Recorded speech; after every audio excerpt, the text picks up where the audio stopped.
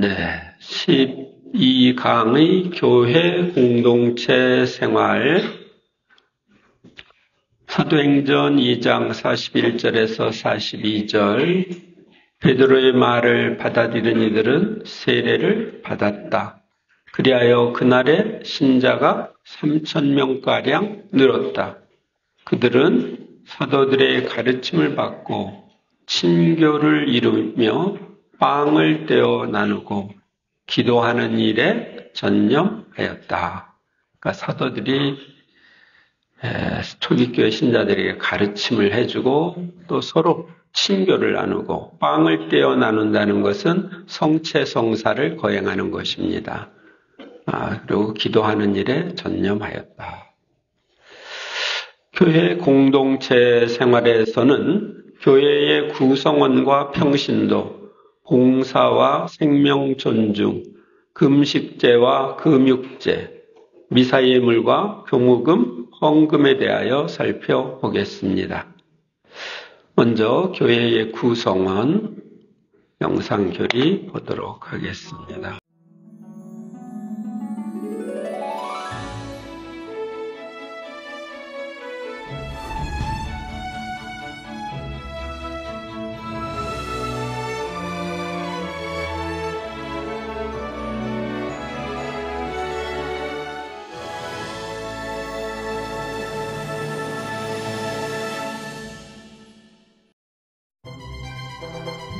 교황, 추기경, 대주교, 주교, 신부, 부제, 수녀, 수사, 평신도.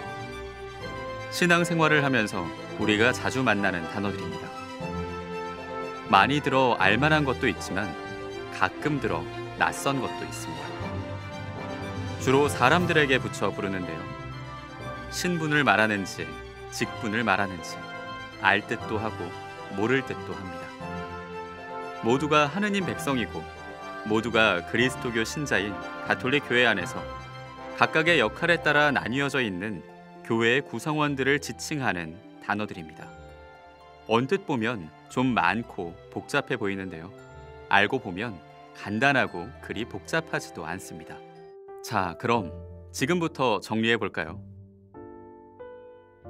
하느님의 백성, 곧 그리스도교인들은 하는 일에 따라 크게 성직자와 수도자, 평신도로 나뉩니다. 성직자는 교회 안에서 성사 집전 등 거룩한 교역을 맡은 사람들인데요. 서품을 통해 품계를 받은 사람들로 주교, 신부, 부제로 구성되어 있습니다. 이를 교계라고도 하는데요. 기원은 예수님께서 세상 마지막까지 지속될 교회를 세우시며 사도들에게 사람들을 가르치고 성화하고 다스리는 특별한 권한과 임무를 부여하신 데 있습니다. 성직자 중 주교는 사도들의 후계자로 지역교회, 곧 교구를 관할하고 일치의 중심이 됩니다. 주교는 또 번진 성사의 통상적인 집전자이며 성품 성사의 수여자입니다. 신자들이 많지 않았던 시절엔 주교가 자신이 맡은 지역을 혼자 사목했습니다. 이후 신자 수가 늘어나고 사목 지역도 넓어지면서 협력자들이 필요하게 되었습니다. 그렇게 해서 나온 협력자가 바로 신부입니다. 신부는 주교에게서 본당 공동체의 직무나 일정한 교회 임무를 부여받습니다. 미사를 거행하고 성사를 집전하며 교리를 가르치고 본당 공동체를 이끌고 봉사합니다. 또한 노약하고 나약한 이들, 병자들, 임종자들을 보살피며 가난한 이들과 고통받는 이들에게 특별한 관심을 기울입니다. 다음으로 부제는 전례와 사목 그리고 사랑의 자선 행위를 통해 교회에 봉사하는 직무를 위해 서품된 사람들로 전례 거행에서 주교나 신부를 보좌합니다. 그럼 교황과 추기경, 수도자에 대해서도 알아볼까요? 교황과 추기경은 모두 주교단에 속합니다. 특히 교황은 주교단의 단장입니다. 베드로 사도가 사도들 중에 으뜸이었듯이 교황 역시 모든 주교들의 으뜸인 것입니다. 또 부활하신 예수님께서 베드로 사도에게 내 양들을 돌보아라 라는 당부를 남기셨듯이 교황의 임무 또한 모든 신자가 진리 안에서 자유롭게 신앙생활을 하고 주님 안에 머물 수 있도록 보살피는 것입니다. 그래서 교황은 가톨릭 교회의 최고의 목자이자 스승으로서 신앙과 도덕에 관한 것들을 하느님의 도움 안에 교리로 선언하고 자신에게 협력할 주교와 추기경을 지명하며 우리가 공경할 분들을 성인으로 선언합니다. 그리고 교황은 전례 양식을 새롭게 도입하거나 변경, 폐지할 수 있으며 공의회를 소집해 주재하고 폐회할 수 있습니다. 또 세상에선 바티칸 시국의 국가 원수로서 다른 나라 대표들을 만나고 온 세상에 복음의 빛이 비춰질 수 있도록 말과 행동으로 활동합니다. 한편 추기경은 그런 교황을 보필하며 자문하는 사람입니다. 교회의 중대한 사항에 대해 추기경 회의를 통해 그리고 개별적으로는 교황청 부서장, 교황 특사, 교구장 등의 직무를 수행하면서 교황을 보필합니다. 그리고 80세 이하 추기경은 교황을 선출하는 투표권과 피선거권을 가집니다. 다음으로 수도자는 복음적인 권고에 따라 자신의 소유를 포기하고 그리스도께 온전히 헌신하며 자신의 뜻과 의지를 하느님께 바치는 3대 서원을 통해 자신을 오로지 하느님께 봉헌하며 사는 사람들을 말합니다. 마지막으로 평신도는 성직자와 수도자가 아닌 모든 신자를 말합니다. 교회의 대부분을 구성하고 있는 사람들인데요. 교회와 세상 안에서 교회의 사명을 수행합니다. 평신도는 곧 직업을 갖고 가정을 이루며 세상 가운데 살아가면서 교회와 세상 안에서 복음화 사명을 실천하는 것입니다. 이렇듯 교회는 성직자와 수도자 그리고 평신도로 이루어져 있습니다. 그리고 그 구성원들은 각자의 자리에서 자신의 소명을 실천하고 있습니다. 하지만 모두가 하나의 하느님의 백성이며 예수 그리스도를 머리로 하는 지체들입니다. 교회 안에는 다양한 봉사 직무가 있지만 그 사명은 하나인 것입니다. 따라서 성직자는 성직자대로 신자들에게 봉사하고 수도자는 하느님께 봉헌하는 삶을 살며 평신도는 성직자들과 협력하여 자신이 받은 은총과 봉사와 활동으로 예수님 안에서 일치를 이루어가는 일에 증인이 되어야 할 것입니다. 하느님의 백성은 각자의 위치에서 인간 구원의 복음을 선포하여 그리스도의 예언자직에 참여하고 하느님을 흠숭하고 자신과 세상을 거룩하게 하여 사제직에 참여하고 세상 만사가 하느님의 뜻에 맞도록 노력하여 그분의 왕직에 참여합니다.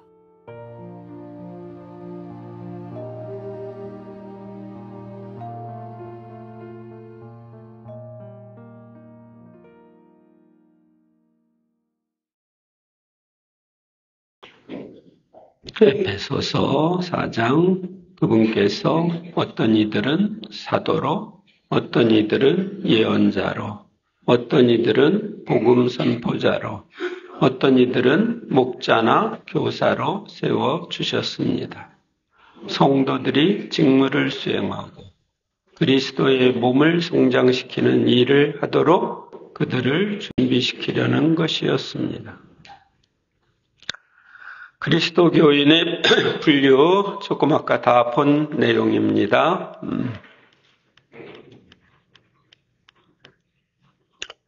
교황 추기경, 주교의 선임과 교황청 기구에 대해서 알아보겠습니다. 먼저 교황 선출. 교황이 서거하면 추기경단의 수석 추기경은 교황의 사망 소식을 모든 추기경에게 알리고 추기경 회의를 소집합니다. 추기경들은 교황 장례식을 9일장으로 거행합니다. 교황의 장례와 선거 준비가 완료되면 정해진 날 오전에 성 베드로 대성전에서 교황 선출을 위한 기원 미사를 장엄하게 거행합니다. 그날 오후에 선거인 추기경들은 장엄 행렬로 바티칸 교황궁의 시스티나 경당으로 갑니다. 선거가 끝날 때까지 시스티나 경당은 철저한 봉쇄구역으로 지정되어 완전 비밀을 보장합니다. 교황 선거권은 80세 미만의 추기경들만이 가지며 그 수는 최대 120명입니다. 시스티나 경당에 도착한 선거인 추기경들은 정해진 서양문에 따라 외부 개입 배제와 비밀 엄수를 맹세합니다. 교황 선거 방법은 비밀 투표뿐입니다. 유효한 교황 선출을 위해서는 출석한 선거인 총수를 기준으로 3분의 2 이상의 득표가 요구됩니다. 추기경이나 주교가 아니어도 교황으로 뽑을 수 있습니다. 선출된 사람이 아직 주교가 아닐 때에는 곧바로 주교로 서품되어야 합니다. 교황이 선출되면 선거인 추기경들은 새로 선출된 교황에게 경의와 순종을 표명하고 외부 사람들에게 교황이 선출되었음을 알리고 새 교황의 이름을 공포합니다. 곧이어 새 교황은 사도 궁전의 로지아에서 로마와 전 세계에 축복을 보냅니다. 교황님이 이 교황청에 가면은 여러분들이 그 광장에서 이렇게 보면 동쪽 편에 건물이 있는데 거기에 맨 위층에 그쪽에 두 번째 방인가 거기에서 교황님이 이렇게 삼정기도 주일날은 삼정기도를 한다든지 다른 메시지를 전하는데 아마 거기에서 바로 교황 이름을 공포하는 겁니다. 교황청 기구 교황령 복음을 선포하여라에 따른 교황청 기구의 우리말 명칭 교황청 전체 구조는 국무원, 부, 기구로 되어 있고 부서별 직제는 장관, 차관, 차관보들로 되어 있습니다. 국무원에는 국무원 총리와 국무부, 외무부, 외교 인사부가 있습니다. 부에는 복음화부, 신앙교리부, 애덕봉사부, 동방교회부, 경신성사부, 시성부, 주교부, 성직자부, 축성생활부와 사도생활부, 평신도 가정생명부, 그리스도인 일치촉진부, 종교관 대화부, 문화교육부, 온전한 인간 발전 촉진부, 교회법부, 홍보부가 있습니다. 이쪽에 이제 우리 이용식 추기경님이 성직자부 장관이 됐죠. 또한 사법기구로 법원이 있고 재무기구와 사무처가 있습니다. 그리고 변호인단과 성자 부속기관이 있습니다. 추기경 선임. 추기경은 가톨릭교회의 최고의 성직자입니다.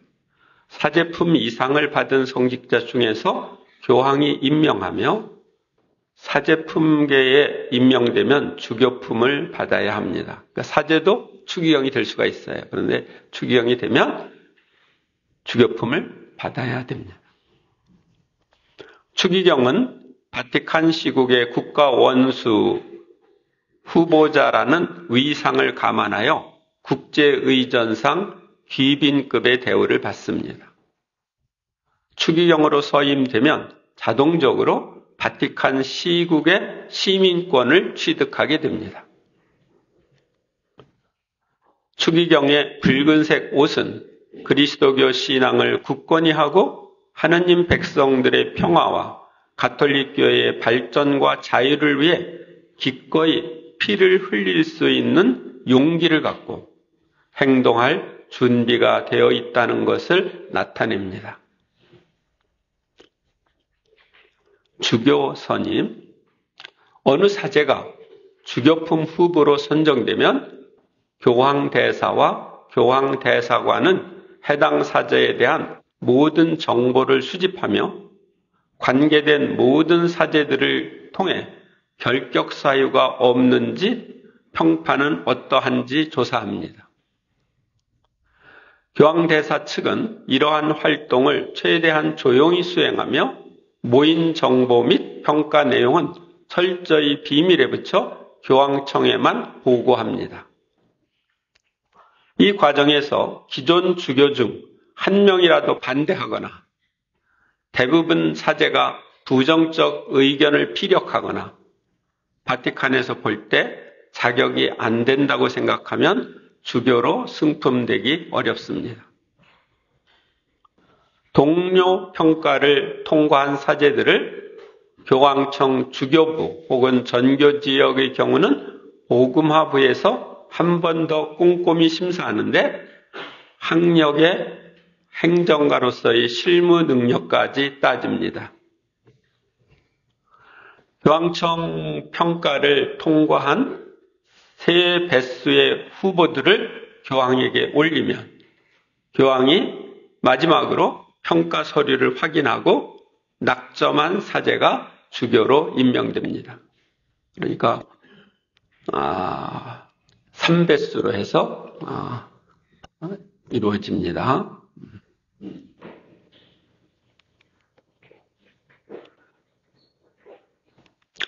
보좌 주교만 하더라도 최종적으로 교황의 재가를 얻어야만 서품되기 때문에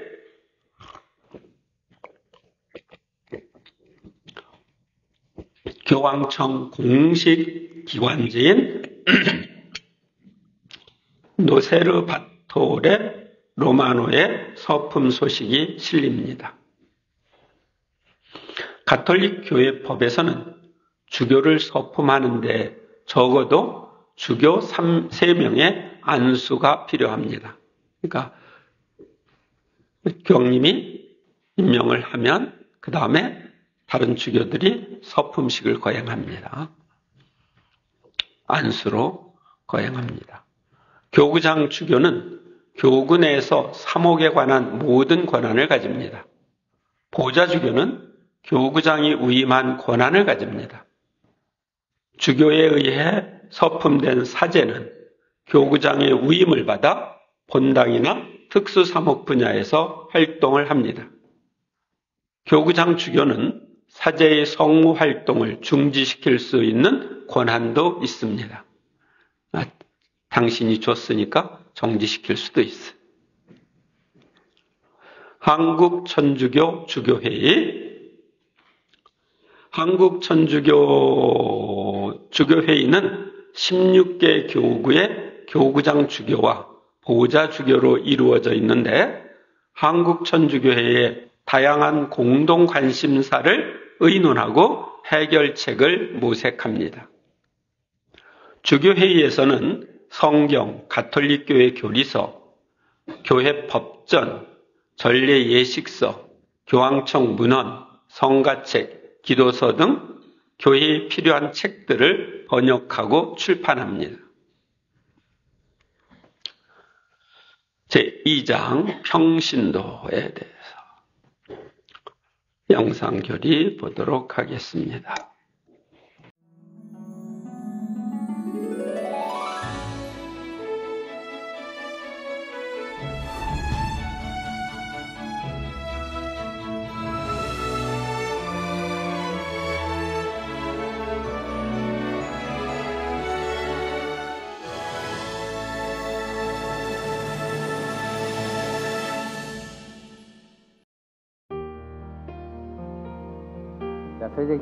한국 땅에 닿게 된 그리스도교 신앙은 선교사들을 통해 전해지지 않았습니다. 오히려 한 민족, 그들의 마음과 정신을 통해 이 땅에 그리스도교 신앙이 들어오게 되었습니다. 이러한 역사는 우리에게 평신도 소명의 중요성, 그 존엄함과 아름다움에 대하여 많은 것을 말해줍니다.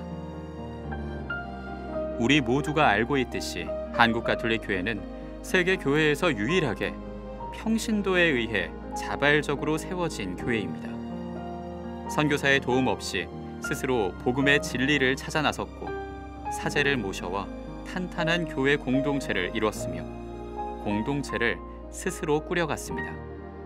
그런 평신도 전통을 갖고 있는 교회의 후예로서 우리는 지금 어떻게 살아가고 있을까요?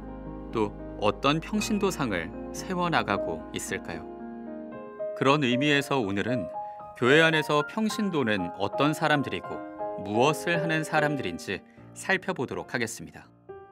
평신도란 성직자와 수도자가 아닌 모든 그리스도인을 말합니다. 또 성직자와 수도자와 같이 교회를 이루는 구성원입니다. 교회란 하느님의 백성, 곧 신자들의 모임으로서 신자들은 모두 세례성사로 지워지지 않는 영적인 표지인 인호를 받은 하느님의 자녀라는 공통점이 있습니다. 그렇다면 성직자, 수도자, 평신도로 구분하는 이유는 무엇일까요? 교회와 세상 안에서 그리스도의 협력자로서 그리스도의 사명을 실천하는 점은 동일하지만 각자 삶의 자리에 따라 역할도 달라지기 때문입니다. 성직자는 교회 안에서 성사를 집전하고 수도자는 수도회 안에서 공동체 생활을 하면서 봉헌 생활을 하며 평신도는 세상 안에서 하느님을 증언합니다.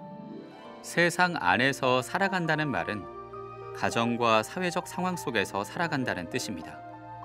평신도는 자기의 소명에 따라 사회 안에서 현세의 일을 하면서 하느님의 나라를 건설하는 데 협력합니다.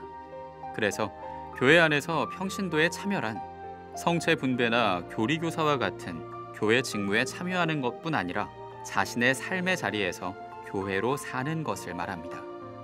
그러므로 평신도는 정치, 경제, 사회, 문화, 환경 등 자신이 몸담고 있는 세상의 모든 분야에서 복음의 빛이 비춰지도록 해야 합니다. 어떤 경우든지 교회의 가르침과 복음적인 방법 안에서 세상의 일을 해나가야 한다는 의미입니다. 평신도는 이를 세례를 통해 참여하게 되는 그리스도의 사명, 곧 사제직과 예언자직과 왕직을 통해 이룹니다. 먼저 평신도의 사제직 소명이란 현세에서의 삶 그 자체가 하느님께 바치는 영적 예물이자 제사가 되는 것을 말합니다. 예수님께서 십자가에서 우리의 구원을 위해 당신을 봉헌하셨듯이 평신도는 자기 자신과 일상생활을 하느님께 봉헌합니다. 가정생활, 일상의 노동과 휴식 등은 물론 삶의 기쁨과 괴로움까지도 하느님께서 기쁘게 바르시는 영적인 제물이 되는 것이죠. 다음으로 평신도의 예언자직 소명이란 말과 행동으로서 복음을 선포하고 주저하지 않고 용기 있게 죄악을 밝히는 것을 말합니다. 마지막으로 왕직 소명은 현세를 살아가면서 하느님 나라를 확장해 나가는 것을 말합니다. 이는 죄의 유혹을 극복하는 영적 투쟁에서부터 이웃을 내 몸같이 사랑하고 섬기는 것까지를 포함합니다. 이렇게 평신도는 생활 전반을 영적 제물로 봉헌하며 세상 어디서나 그리스도의 증인이 되어 그리스도의 사명에 참여하는 것입니다. 이런 면에서 평신도에게 그리스도인의 삶의 두 축인 기도와 활동은 중요합니다.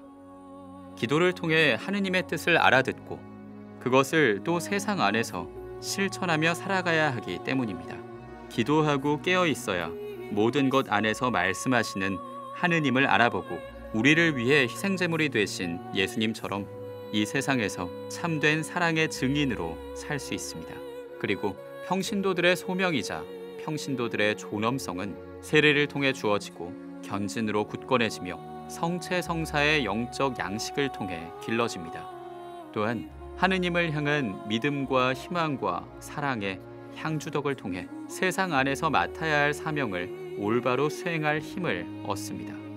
모든 평신도는 하느님의 구원 계획이 모든 시대의 모든 사람에게 세상 어디에서나 더더욱 널리 가닿도록 노력하여야 할 빛나는 짐을 지고 있습니다. 오 그리스도인이여, 그대의 존엄성을 깨달으십시오. 아멘.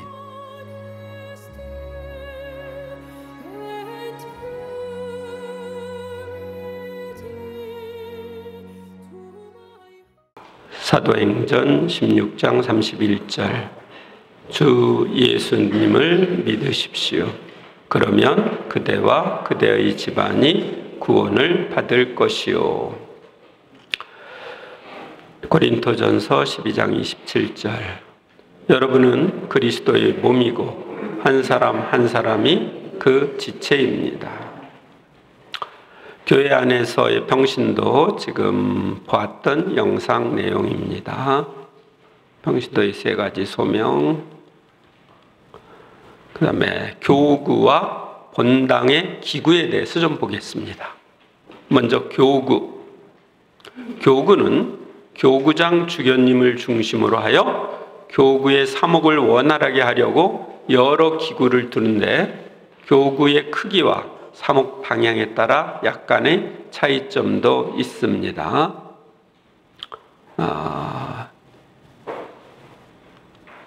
일반적으로 교구장 주교님 아래에서 교구장님을 대리하여 모든 것을 총괄하는 총대리가 있고 사무를 총괄하는 사무처, 평신도 단체들과 사제들의 사목을 도와주는 사목국, 교회의 재산을 관리하는 관리국, 신학생들과 예비 신학생들을 돕는 성소국, 청소년 사목을 돕는 청소년국, 사회사목을 돕는 사회사목국, 문화 홍보국 등이 있습니다. 서울교구는 이렇게 되어 있고 조금 작은 교구는 조금 겹쳐서 이렇게 하는 것도 있습니다. 본당에는 교구장 임명을 받아 본당 사목을 책임진 주임 신부가 있고 신자가 많은 본당에는 주임 신부를 보좌하는 신부가 있습니다. 그리고 대부분의 본당에는 수도회에서 파견되어 본당 사목을 돕는 수도자들이 있습니다. 본당에는 본당의 사무를 총괄하는 사무실이 있고 사제의 본당 사목을 돕는 사목회가 있습니다. 그리고 사목회에는 사목회장 아래 부회장, 총무가 있고 기획분과, 전례분과, 교육분과, 재정분과, 시설분과, 선교분과, 사회사목분과, 노인분과, 청소년분과, 남녀구역분과가 있습니다. 각 분과 아래에는 소속 단체들이 있고 구역분과 아래에는 구역반이 있습니다. 특수사목 분야. 특수사목이란 본당 이외의 사목 분야를 말합니다. 우리나라에서는 경찰사목, 노동사목, 노인사목, 단중독사목, 중독을서 벗어나도록 돕는 거죠. 병원사목, 빈민사목, 사회교정사목, 교도소를 돕는 것, 이주민사목, 환경사목, 직장사목, 대학생사목 등 그 분야가 광범위하고 이곳에서 일하는 사제들이 많습니다. 또한 교회에서 운영하고 하는 학교, 출판사, 방송국, 여러 사회복지기관에서 사목하는 사제들도 있습니다. 그래서 본당에서 사목하는 사제들하고 특수 사목하는 사제들하고 보면 비율이 한 반반 정도 이렇게 됩니다. 제3장 봉사.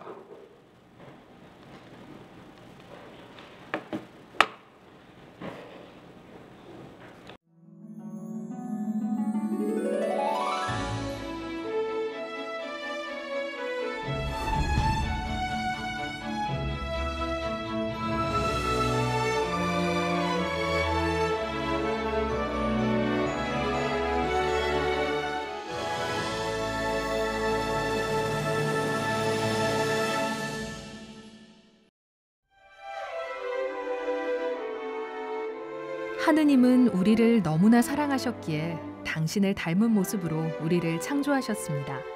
그리고 당신의 외아들 예수님을 우리에게 보내주셨으며 우리의 보호자이자 협조자로 성령을 파견하심으로써 우리를 당신께로 늘 인도하고 계십니다. 예수님께서 우리를 향하셨듯이 우리 또한 내 중심이 아니라 다른 사람들을 향해 사는 것. 그것이 바로 그리스도인의 삶입니다. 그리스도인은 우리를 섬기러 오신 그리스도를 따라 세상과 하느님께 봉사합니다. 그것이 바로 세상의 빛과 소금이 되라 하신 예수님의 말씀을 따르는 빛의 자녀가 되는 길이기 때문입니다. 봉사는 또 우리의 일상생활을 보다 잘 이해하고 새겨볼 수 있는 길이기도 합니다. 예수님께서 말씀하셨습니다. 내가 너희를 사랑한 것처럼 너희도 서로 사랑하여라. 그렇습니다. 우리는 봉사를 통해 하느님께 받은 사랑을 같은 하느님의 자녀인 이웃에게 되돌려줄 수 있습니다. 나의 시간, 나의 재물은 모두 다 원래부터 내 것인 것은 하나도 없습니다. 모두 하느님으로부터 거저받은 것이니 하느님께 되돌려드리는 것일 뿐입니다. 예수님께서는 천대받는 이들, 병든 이들과 함께 하시며 아픈 곳을 어루만져 주시며 하느님의 사랑을 드러내셨습니다. 이것이 바로 봉사의 본질입니다. 하느님의 선물을, 하느님의 사랑을 내가 대신해서 전달해 주는 것입니다. 그러기에 참된 봉사는 예수님께서 보여주신 것처럼 하느님을 드러내는 것입니다. 자신을 드러내는 게 아닙니다. 예수님께서는 돌아가시기 전 최후의 만찬에서 제자들의 발을 씻어주시며 겸손하게 하느님의 사랑만을 드러내는 참된 봉사의 모습을 보여주십니다.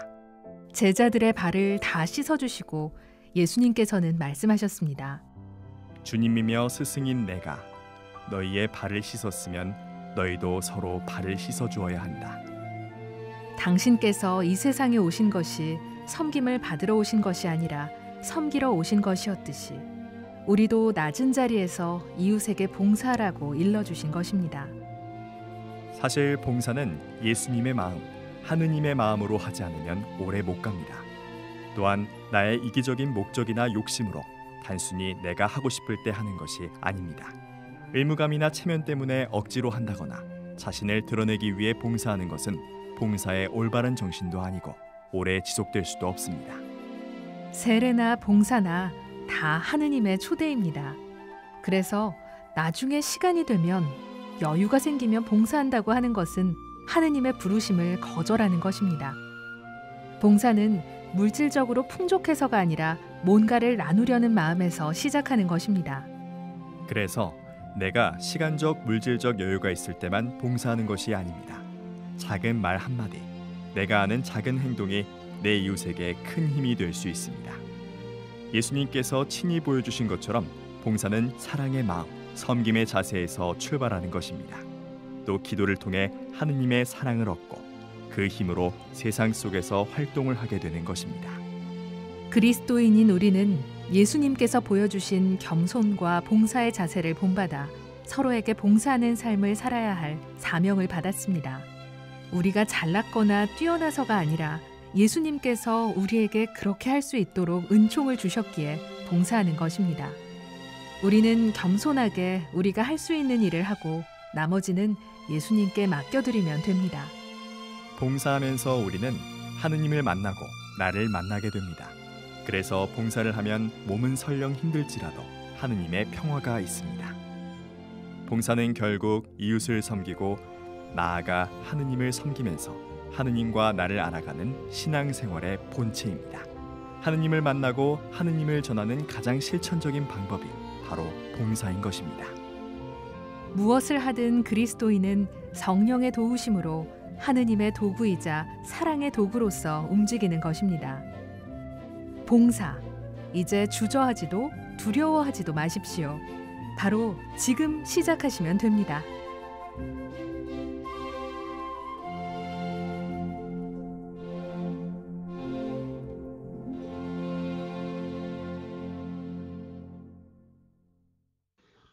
마태복음 20장 28절 사람의 아들도 섬김을 받으러 온 것이 아니라 섬기러 왔고 또 많은 이들의 몸값으로 자기 목숨을 바치러 왔다. 지금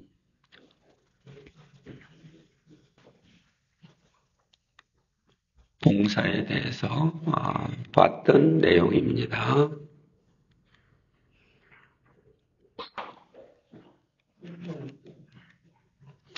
우리가 할 수 있는 봉사들을 보겠습니다. 가족과 이웃. 우리가 먼저 봉사해야 할 대상은 가장 가까이 있는 가족과 이웃입니다.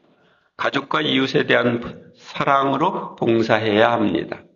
즉, 네 이웃을 너 자신처럼 사랑해야 한다는 말씀을 기억하며 실천하여 나의 변화된 모습을 보여주어야 합니다. 성령 안에 사는 변화된 모습을 보여줍니다. 또한 가족이나 친지, 이웃에게 신앙인의 참 모습을 보여주는 가정이 되어야 합니다. 즉, 가족이 서로 사랑하고 서로 섬기는 모습을 보여주어야 합니다. 그래야 다른 이들이 우리가 사는 모습을 보고 신앙인이 될 수 있습니다. 이웃을 신앙으로 인도하는 것보다 더 큰 봉사는 없습니다. 이건 영원한 생명을 주는 것이기 때문에 그렇습니다. 본당에서 할 수 있는 봉사.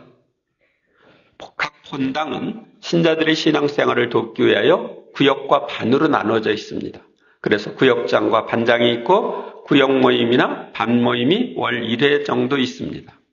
우리는 구역과 반 모임에 참석하고 구역장과 반장으로 봉사할 수 있습니다. 개신교는 집사, 권사, 장로 이러고 할 때는 돈을 내고 하는데 우리는 거저하라고 해도 안 해. 문제입니다. 또한 각 본당에는 미사를 위해 봉사하는 여러 단체가 있습니다. 주로 수녀님이 담당하는 제입방 일을 돕는 제대회가 있고 제대 꽃꽂이 봉사를 하는 모임이 있습니다. 그리고 큰 본당에는 성인 복사단과 성체 분배자로 봉사하는 이들이 있습니다. 그리고 미사 중에 미사 해설과 독서에 봉사하는 단체가 있고 성가 봉사를 하는 성가대가 있습니다. 각 본당에는 청소년들을 위하여 주일학교를 돕는 자모회, 주일학교 교사회, 복사 자모회 등이 있고 주일학교 학생들로 구성된 여러 단체가 있습니다. 가톨릭 스카웃 이런 데도 있고요. 또 아이들끼리 반주하는 팀, 전례하는 팀 이런 팀을 만들어 하기도 합니다. 청년들을 위해서도 전례부와 성가대, 청년회 등 여러 단체들이 있고 노인들을 위해서는 또 봉사하는 모임과 노인대학, 시니어 아카데미가 있습니다. 여러 본당에는 경제적으로 어려운 이들을 돕는 봉사를 하는 빈첸시오회나 나눔의 묵상회가 있고 임종자들에게 봉사하는 연령회가 있습니다. 초본당적인 봉사활동 단체들, 레지오 마리에 1921년 아일랜드에서 시작해서 전 세계에 퍼져 있는 단체인데 한국에서는 각 본당에 가장 많은 사람이 참석하는 단체입니다. 그래서 그 프레시디움이 여러 개 있어서 꾸리아로 또 구성되어 있죠. 매주 1회 회합을 하고 기도와 활동을 함께 하는 단체입니다. 그래서 레지오가 한국에 제일 잘 된다고 그래요. 세계 여러 나라 중에 한국이 레지오 마리아가 제일 잘 된다. 포컬라레 운동. 1943년 이탈리아에서 시작된 말씀 생활화 운동인데 지금은 전 세계적으로 퍼져 있습니다. 저도 여기에 1972년부터 참석을 했고 아까 레지오 마리아는 중3 때부터 했습니다. 꾸르실료 운동. 제2차 세계대전 직후 스페인 마요르카에서 산티아고 길 순례 봉사자 교육에서 시작되어 전 세계로 퍼진 단체입니다. 3박 4일 꾸르실료 교육을 받은 이들이 모이는 울트레아가 각 본당에 있습니다. 세계 파티마 사도직, 푸른 군대라고 하죠. 1917년 파티마의 성모님 메시지에 따라 공산주의자들의 회개를 위해 1948년 미국에서 시작되어 전 세계로 퍼진 기도운동인데 셀 기도 모임을 하고 있습니다. 부부 일치 운동 ME라고 하죠. 1958년 스페인에서 시작되어 전 세계로 퍼진 운동인데 서로 사랑하고 존중하는 부부 관계를 위한 교육과 모임이 있습니다. 그래서 어려움 겪고 있으면 이거 ME 한번 갔다 오라고 그러기도 하죠. 성령기도회. 1967년 미국에서 시작되어 전 세계로 퍼진 기도운동인데 성령 안의 생활 세미나를 받은 이들이 함께 모여 기도하는 모임입니다. 체나콜로. 1972년에 이탈리아에서 시작된 마리아 사제운동에 속한 이들이 함께 모여 기도하는 모임입니다. 여기는 새로운 성령 강림을 위한 기도 모임입니다. 지속적인 성체조배회. 1980년 미국에서 시작되어 전 세계로 퍼졌는데 성체 안에 계신 예수님을 지속적으로 방문하여 기도하는 모임입니다. 우리나라에는 지금 돌아가셨던 백제랄드 신부님이 지속적인 성체조배회를 도입하셨습니다. 하느님 뜻 기도 모임. 1947년에 세상을 떠난 이탈리아의 신비가 루이사 피카레타에게 예수님께서 알려주신 하느님 뜻 안의 생활을 하고자 하는 이들과 하는 이들의 모임인데 지금 전 세계적으로 확산되고 있습니다. 제4장 생명 존중.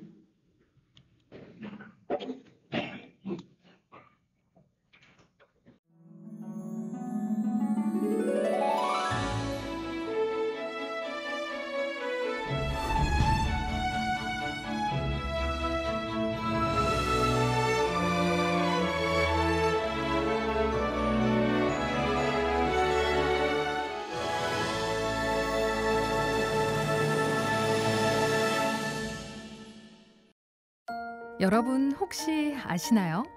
이 세상에 존재하는 것은 모두 하느님께서 만드셨다는 것을 말입니다. 많은 사람들이 간혹, 아니 정확하게는 자주 착각을 하는데요. 수만 년 혹은 수억 년의 인류 역사에 있어서 인간이 무에서 유로 만든 건 그 어떤 것도 없습니다. 머리카락 하나, 티끌 하나도 말입니다. 그래서 성경은 말합니다.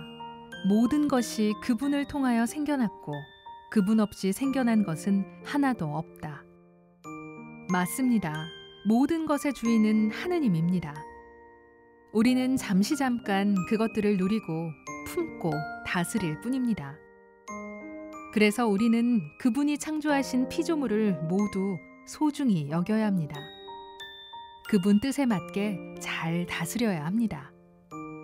특별히 다른 피조물과는 달리 하느님께서 당신 닮은 모습으로 당신의 생명의 숨을 불어넣어 직접 빚어 만드신 인간 생명에 대해서는 더욱 그렇습니다.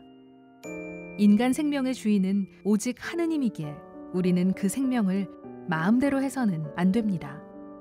타인의 생명은 물론이고 자신에게 주어진 생명 또한 마찬가지입니다. 파괴하거나 죽이는 것은 하느님의 창조 목적에 어긋날 뿐 아니라 생명의 근원이신 하느님의 뜻을 거스르는 죄입니다. 살인해서는 안 된다. 우리에게는 생명을 해치거나 손상시키거나 조작할 권한이 없습니다.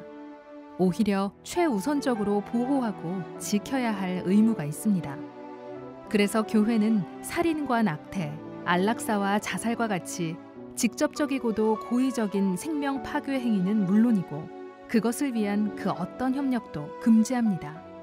또한 장기매매와 시험관 아기를 비롯한 인공수정, 배아를 이용한 줄기세포 연구와 같이 생명을 인간의 목적으로 사고팔고 생성시키고 조작하는 것에 단호히 맞섭니다.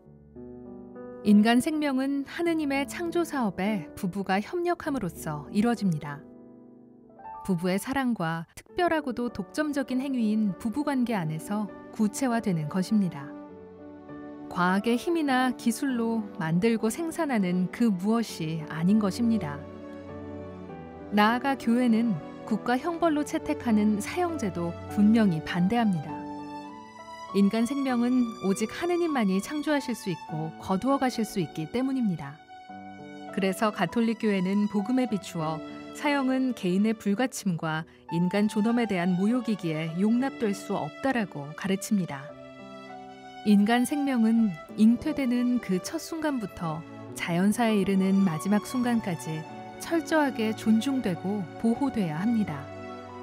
그 누구의 개입으로 손상받거나 멈춰져서는 안 됩니다. 생명은 하느님이 인간에게 주신 가장 귀한 선물입니다. 그래서 우리는 그 생명을 건강하고 아름답게 가꾸고 지켜야 하는 것입니다.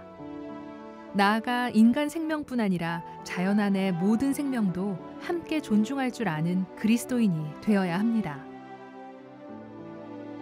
오 마리아, 새 세상에 빛나는 새벽이시며 살아있는 이들의 어머니, 생명의 모든 원리를 당신께 맡겨드리나이다. 굽어보소서 성모님, 세상에 태어나지 못한 수많은 아기들을 굽어보소서. 힘든 삶을 살아가는 불쌍한 이들을 굽어보소서. 무지한 폭력의 제물이 되고 있는 남녀들을 굽어보소서. 무관심이나 그릇된 자비로 죽어가고 있는 노인과 병자들을 굽어보소서. 당신 아드님을 믿는 모든 사람이 정직과 사랑으로 이 시대 사람들에게 생명의 복음을 선포할 수 있게 해주소서. 영원히 새로운 선물로 그 복음을 받아들일 수 있는 은총을 얻어주소서. 일생 감사하는 마음으로 그 복음을 경축하는 기쁨을 얻어주소서. 그리고 그 복음을 단호하게 증언할 수 있는 용기를 얻어주소서. 그리하여 선한 의지를 가진 모든 사람과 함께 창조주이시며 생명을 사랑하시는 하느님께 찬미와 영광을 드리는 진리와 사랑의 문화를 건설할 수 있게 해주소서.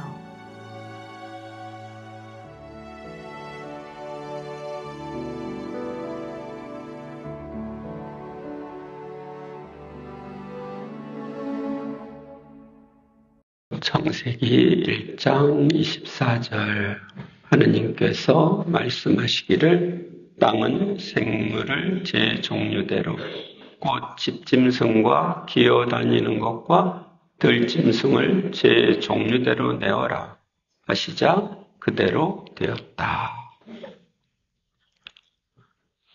이사야서 45장 12절 바로 내가 땅을 만들었고 그 위에 있는 인간을 창조하였다. 그래서 우리는 모두 하느님 거기 때문에 존중받아야 하고 존중해야 합니다. 하느님께서 만드신 생명을 존중해야 함. 쭉 영상 봤던 내용입니다. 제5장 금식제와 금육제 보겠습니다.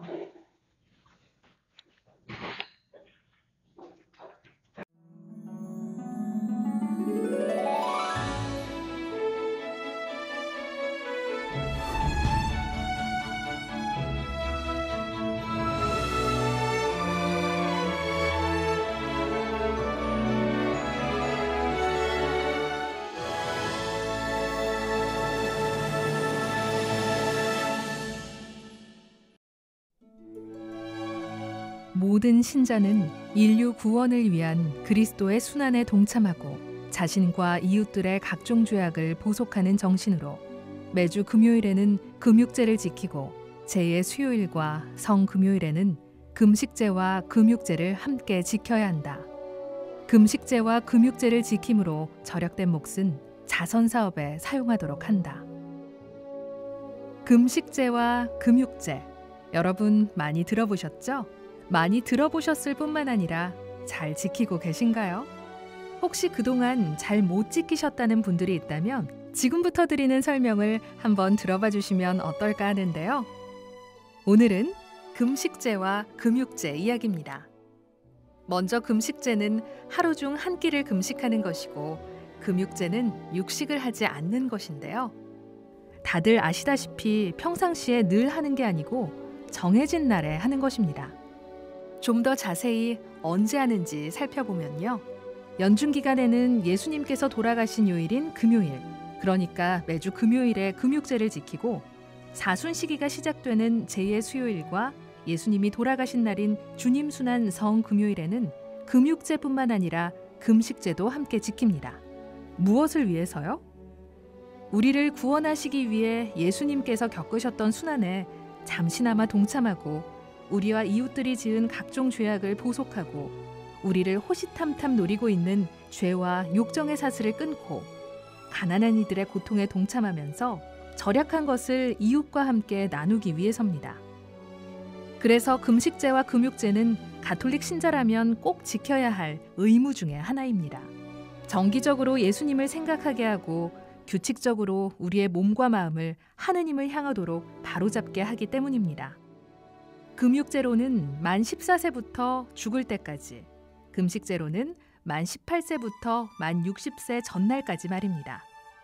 그렇다면 금식제와 금육제는 언제 또 왜 생겼을까요? 초기 교회에서 가장 중요한 축제는 오늘날처럼 부활절과 부활 사건을 기리는 부활주일이었습니다. 이에 맞춰 그리스도를 따르고자 고행을 실천하며 영적인 준비를 한다는 의미로 부활 축일 전 하루나 이틀 동안 단식을 하기 시작했습니다. 그러다가 예수님께서 공생활을 시작하시기 전 광야에서 40일 동안 단식하신 것을 따라 부활을 준비하기 위해 40일 동안 단식하는 사순절이 생겼습니다.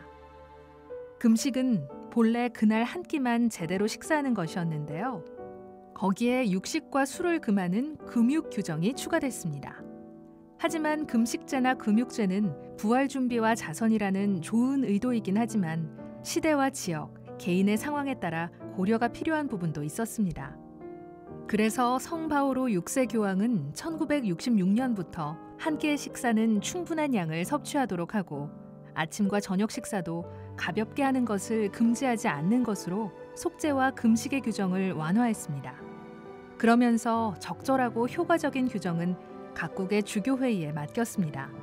하지만 이런 금식과 금육 규정의 완화가 제를 지킴의 폐지 또는 의미 없음을 뜻하는 것은 아닙니다. 오히려 현 시대에 맞는 절제와 극기를 통해 금식과 금육의 재지킴의 근본 정신을 원래대로 회복하기 위한 것입니다. 연중 금요일에 지키는 금육제는 금육이나 금주, 금연, 선행, 자선, 희생, 가족 기도로 지킬 수 있습니다. 한편 금식제와 금육제를 통해 절약된 몫은 자선 사업에 사용합니다. 단순히 금식과 금육 자체가 중요한 게 아니라 절제를 통해 절약한 것을 어려운 이웃과 나누는데 그 참 의미가 있기 때문입니다. 결국 금식제와 금육제는 참회의 정신으로 극기를 실천하여 내적 외적으로 부활을 준비하는 것이며 절제의 미덕을 통해 사랑을 실천하는 것이라고 말할 수 있습니다. 그렇다면 여기서 말하는 사랑의 실천, 즉 자선은 무엇일까요? 자선은 이웃 안에 현존하시는 예수님께 내가 가진 것을 드리는 것입니다. 예수님께서는 당신의 몸과 피를 아끼지 않고 우리에게 주셨기에 그에 대한 응답으로 우리 역시 이웃 안에 현존하시는 그분께 내가 받은 것을 되돌려드리는 것입니다. 그래서 자선은 억지로 노력해서 하는 게 아닙니다. 성령 안에서 하느님이 주시는 충만함으로 저절로 기꺼운 마음으로 감사와 기쁨과 찬미로 하는 것입니다. 주님, 베풀면 베풀수록 풍요로워진다는 깨달음을 얻게 해주소서. 제가 당신 안에서 기뻐하고 즐거워하리이다. 아멘.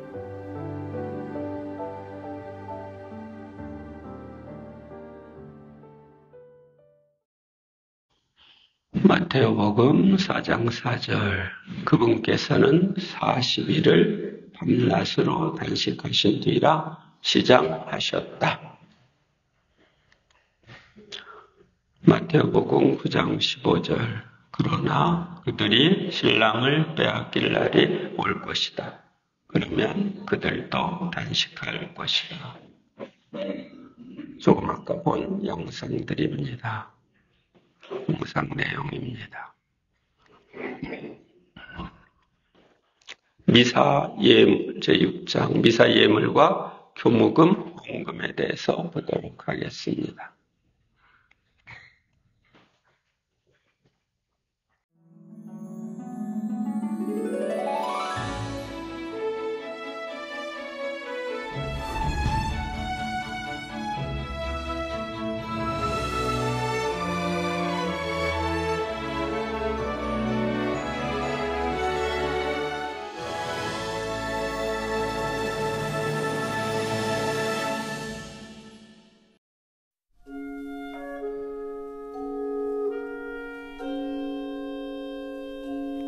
초대교회 신자들은 미사를 드리러 올 때 성찬 전례에 사용할 빵과 포도주를 바구니에 담아왔습니다. 그래서 미사 중에 하느님의 말씀을 새겨 듣고 성체를 받아 모신 다음 다 함께 둘러앉아 그 빵을 나눠 먹었습니다. 그리고 미사가 끝나면 가난한 이웃을 위해 남겨둔 빵을 들고 그들을 찾아가 이웃사랑을 실천했습니다. 그때 빵과 포도주, 그리고 가난한 이들을 위해 마련한 물건들은 모두 오늘날 미사 예물과 헌금과 교무금으로 바뀌었습니다. 하느님께 바치는 우리의 정성인 미사 예물과 헌금과 교무금은 어떤 것이고 또 어떻게 바치는 걸까요? 먼저 미사 예물은 우리가 특정한 지향으로 미사를 드리고자 할 때 교회와 사자에게 전하는 금전 또는 예물을 말합니다. 미사는 예수 그리스도께서 제자들과 함께 하신 최후의 만찬 때부터 오늘날까지 끊임없이 이어지는 거룩한 제사입니다. 신자 개인에게는 물론 그리스도인 생활 전체의 중심인 미사에 신자들은 올바른 마음으로 누군가를 위해서 혹은 무언가를 위해서 미사 지향을 올릴 수 있습니다. 나 자신이나 가족이나 친척, 지인들을 비롯해 그 어떤 사람을 위해서도 올릴 수 있습니다. 가톨릭 신자뿐 아니라 세례받지 않은 사람을 위해서도 올릴 수 있으며 살아있는 이들과 함께 세상을 떠난 이들을 위해서도 올릴 수 있습니다. 이 경우 산이를 위해 지향을 두면 생미사, 죽은 이를 위하여 두면 연미사라고 합니다. 또한 교회의 발전과 세계 평화, 모든 연옥 영혼들을 위한 일반 지향을 둘 수 있고 어떤 개인을 위해 건강과 은총을 청하는 개별 지향도 둘 수 있습니다. 미사 지향 신청 방법은 본당 사무실에 가셔서 구비되어 있는 신청서에 원하는 날짜와 지향 내용을 적어서 미사 예물과 함께 제출하시면 됩니다. 다만 주일 교중 미사는 모든 신자를 위한 미사이므로 미사 지향을 받지 않습니다. 다음으로 헌금은 미사 예물과 달리 모든 신자가 내야 하는 봉헌금입니다. 미사 중에 신자들은 성찬 전례의 시작인 예물을 준비할 때 헌금을 바칩니다. 초대교회 신자들이 성찬 전례에 사용되는 빵과 포도주와 교회를 유지하는 데 필요한 비용, 그리고 가난한 이웃을 돕기 위해 바치던 물품에서 시작된 것입니다. 마지막으로 교무금은 교회 유지와 운영에 필요한 비용을 신자들이 저마다 스스로 정한 대로 내놓는 헌금입니다. 교무금은 교회를 움직이는 원동력입니다. 본당 사목과 복음화 활동, 시설 확충과 유지, 사목자의 생활비와 직원 인건비 등 본당과 교회 발전에 필요한 모든 활동에 사용됩니다. 그렇다면 교무금은 어느 정도로 내는 것이 적당할까요? 사실 많은 분들이 궁금해하는데요. 먼저 교무금의 핵심은 액수가 아니라 마음에 있다고 하겠습니다. 하느님께 내 정성을 바치는 것이기에 모자라지도 않고 또 부담되지도 않게 나만의 기준을 만들어 책정하는 게 좋습니다. 금액보다 중요한 건 우리 가족이 정성껏 기쁘게 하느님께 봉헌하는 것이라는 겁니다. 내가 바치는 예물은 교회의 유지와 교회가 행하는 자선의 물적 토대가 됩니다. 따라서 우리가 바치는 미사 예물과 헌금과 교무금은 교회 공동체의 활동에 나도 참여하는 적극적인 의미가 담겨 있습니다.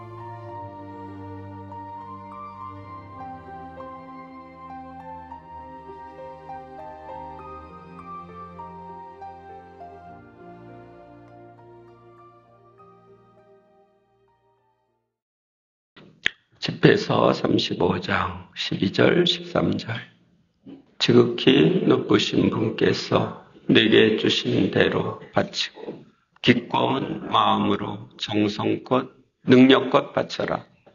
주님께서는 갚아주시는 분이시기에 7배로 너에게 갚아주시리라. 네, 우리가 하늘에 재물을 쌓는 방법이죠. 7배라는 것은 풍성히 갚아주신다는 뜻입니다. 조금 아까 봤던 내용입니다. 다음, 교회 공동체 생활에서 알아야 할 점들. 히브리서 10장 25절. 어떤 이들이 습관적으로 그러듯이 우리의 모임을 소홀히 하지 말고 서로 격려합시다. 옛날에는 서로 격려해서 자주 모입시다. 이렇게 공동번역에는 되어 있었습니다. 먼저 판공성사. 판공성사란 교회법에 모든 신자는 1년에 적어도 한 번 부활 시기에 고해성사를 받고 영성체를 해야 한다고 가르칩니다. 그런데 한국 교회는 전통적으로 신자들이 신앙 성장을 돕기 위하여 사순 시기와 대림 시기에 본당 사제가 신자들의 기도 생활, 자녀의 신앙 생활, 교회 생활, 가정 형편에 따른 교무금, 책정과 납부 등을 파악하고 고해성사를 주었습니다. 그래서 교리 지식과 신앙 생활에서의 진보나 퇴보 등 공과를 헤아린 후에 고해성사를 베푼다는 뜻으로 판공성사라고 했습니다. 옛날에는 교리문답을 못 외우면 성사 안 줬어요. 또 아이들이 못 외우면 엄마, 아빠 야단 맞고. 성사 시기. 오늘날은 현실적 어려움으로 개별 면담 판공은 사라졌지만 신자는 적어도 1년에 2번 스스로 자신의 신앙생활을 진지하게 점검하고 반성하며 고해성사를 받아야 합니다. 시대 변화에 따라 2014년 한국주교회의에서는 1년 중 어느 때라도 고해성사를 받았으면 판공성사를 받은 것으로 인정한다고 결정했습니다. 따라서 쉬다가 나온 교우가 언제라도 성사를 받으면 성사표를 사무실에 제출하시기 바랍니다. 그럼 사무실에서 체크를 하는 거예요. 요즘은 다 전자 이렇게 정보로 되어 있어가지고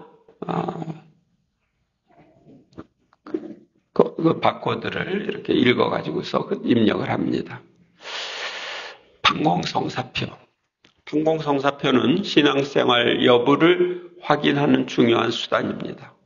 3년간 연속적으로 판공성사를 보지 않으면 냉담신자로 처리됩니다.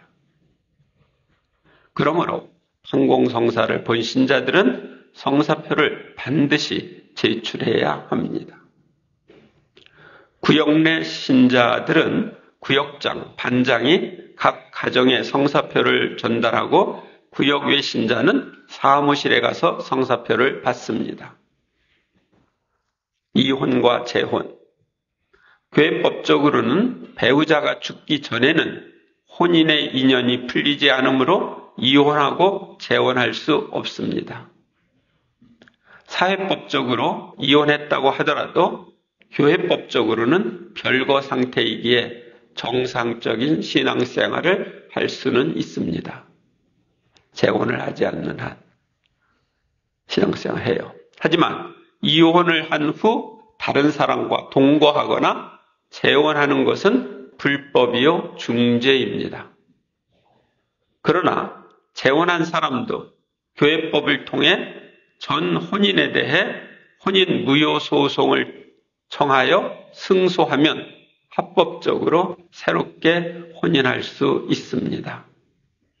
강제로 결혼했거나 속아서 결혼한 경우는 쉽게 승소할 수 있습니다.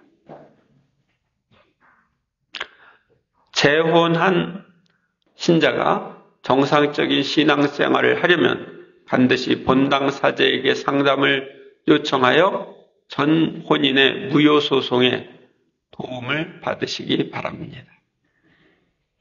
죽을 위험이 있는 경우는 교구장이 모든 장애를 관면할 수 있는데 이런 여유가 없을 때는 본당 신부나 고해 신부가 교구장 대신 관면하고 고해 성사와 성체 성사, 병자 성사를 줄 수 있습니다.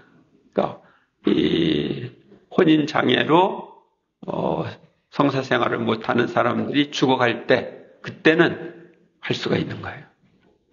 왜? 모든 것을 정리하고 천국에 가야 되니까요. 전출과 전입시 할 일. 이사를 가면 주민센터에 가서 주민등록지를 옮기듯이 신자가 이사를 가면 그 지역의 성당으로 교적을 옮기는 것이 원칙입니다. 보통 6개월 이상 이렇게 할 때 그렇게 합니다. 그러나 경우에 따라서는 교적을 옮기지 않고 전 본당의 구역 외 신자로 생활하는 것도 가능합니다. 그래서 구외 신자라고 그러죠.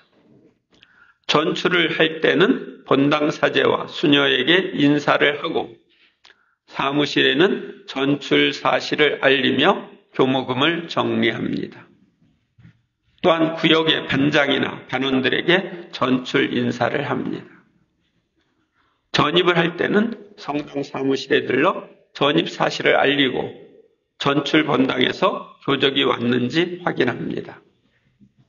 교적이 도착했으면 교무금을 새로 책정합니다. 또한 내가 속한 구역 반을 확인한 후 사무실에서 반장의 성명과 연락처를 받아 반장에게 전입 인사를 합니다. 근데 이런 거 잘 안 하죠? 해야 됩니다. 반장을 통해 반원들과 인사를 하고 소공동체 모임에 참석합니다. 그리고 가능한 평일 미사 전후에 본당 신부와 수녀에게 전입 인사를 합니다. 주일날은 바쁘니까요. 주일에는 사제와 수도자들이 바쁘기 때문입니다. 그 다음에 교회 언론과 잡지. 성숙한 신앙인이 되려면 가능한 한 교회 소식과 성서와 교리에 익숙해야 합니다. 그리고 올바른 신앙의 눈으로 세상을 보고 판단하는 것이 필요합니다. 그러기 위해서는 신앙 서적들을 보고 교회 신문과 잡지를 한 부 구독하는 것이 좋습니다. 교회 소식을 알기 위해서는 가톨릭 평화신문, 평화방송, 가톨릭 신문, 가톨릭 굿뉴스, 각 교구의 홈페이지를 이용하면 좋습니다. 또한 영성서적은 가톨릭 출판사와 분도 출판사, 성바오로 출판사, 바오로 딸 출판사, 생활성서사와 불모임 등 여러 출판사에서 많이 출판되고 있습니다. 그리고 월간지와 개간지로 경향잡지, 생활성서, 성서와 함께, 야고보 유물, 가톨릭 다이제스트, 그물, 공동선, 소년 등이 있습니다. 교회의 자선과 봉사활동, 후원. 가톨릭 교회는 가난하고 고통받는 이들을 위한 자선과 봉사활동에 매진하는 여러 수도회와 단체가 있습니다. 그 단체들 중에는 교황청에 속한 단체로 국제 카리타스, 교황청 전교회, 교황청 베드로 사도회, ACN 고통받는 교회 돕기 등이 있습니다. 국내 단체로는 한국 카리타스, 정의평화위원회, 바보의 나눔, 각종 사회복지기관과 각종 후원회 등 수많은 단체가 있습니다. 우리는 자신의 처지에 맞게 이런 단체들을 후원할 필요가 있습니다. 맺은 말. 지금까지 우리는 교회 생활, 공동체 생활에 대해서 알아보았습니다. 교회는 성직자, 수도자, 평신도로 구성되어 있음도 살펴보았습니다. 교황님의 선출 방법과 교황청 기구, 추기경 선임과 주교 선임, 한국 천주교 주교회에 대해서도 알아보았습니다. 또한 교회 안의 평신도들의 세 가지 소명과 교구와 본당의 기구들에 대해서도 살펴보고 봉사와 우리가 할 수 있는 봉사 활동에 대해서도 알아보았습니다. 그리고 우리는 생명을 존중하는 생활을 해야 하고 금식제와 금묵제를 지켜야 한다는 것도 살펴보았습니다. 아울러 교회 공동체 생활을 할 때 봉헌하는 미사예물과 교무금, 헌금에 대해서도 알아보았습니다. 이 모든 것은 교회 공동체 생활을 기쁘고 즐겁고 행복하게 하도록 돕기 위한 것입니다. 다음 시간에는 우리가 세상을 살아가면서 당하는 시련을 극복하는 방법에 대해서 살펴보도록 하겠습니다. 영광이 성부와 성자와 성령께 성부와 성자와 성령의 이름으로 네.